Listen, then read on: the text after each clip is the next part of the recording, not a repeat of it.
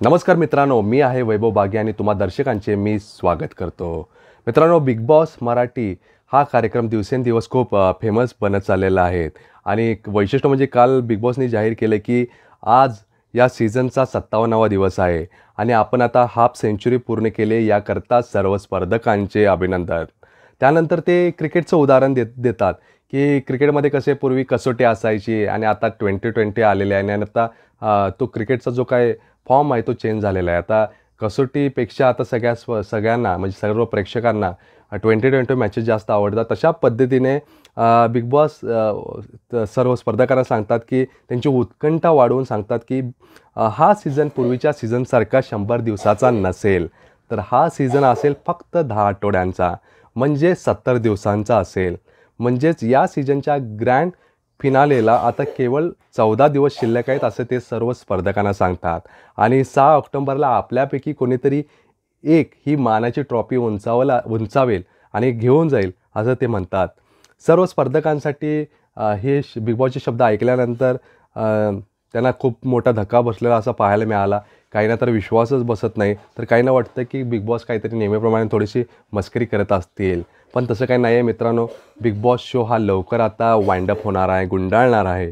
Big boss जाहीर करतात की 14 दिवसांनी 6 ऑक्टोबर रोजी बिग बॉस मराठी 5 या पर्वाचा विजेता सर्वांना समजेल आणि त्यासोबत बिग बॉस जाहीर करतात की खेळ संपण्यासाठी आता केवळ 14 दिवस शिल्लक असल्याने ते स्वतःहून सर्व स्पर्धकांना नॉमिनेट करतात। आता याची बरीच कारणे असू शकतात की का हा बिग बॉस सीझन त्यांनी लवकर संपवणार आहेत।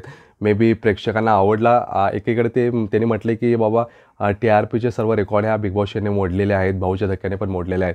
मग अचानक असा निर्णय कसा? कारण 30 दिवसाचा, कारण त्यांना वाटलं असेल काहीतरी, कारण स्पर्धक चांगली तर आहेत पण ते तशा पद्धतीने खेळत नसतील चांगले, किंवा जे काही व्ह्युअर्स आहेत किंवा जे काही प्रेक्षक वर्ग आहे त्यांचे कमेंट्स ऐकून त्यांना वाटत असेल एखाद्या वेळेस की बाबा आता शो हा लवकर वाइंड अप करायला पाहिजे, किंवा त्यांचा दुसरा कुठला तरी प्लॅन असेल, ते दुसरा कुठला तरी शो येणार असेल नवीन, असं काही ना काहीतरी असू शकतं।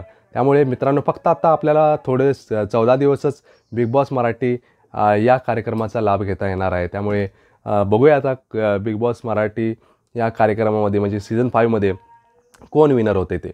मित्रांनो, तुम्हाला काय वाटतं यावर्षी म्हणजे बिग बॉस मराठीच्या या सीझनमध्ये कोण विनर बनणार आहे ते तुम्ही मला कमेंटच्या माध्यमाने सांगा।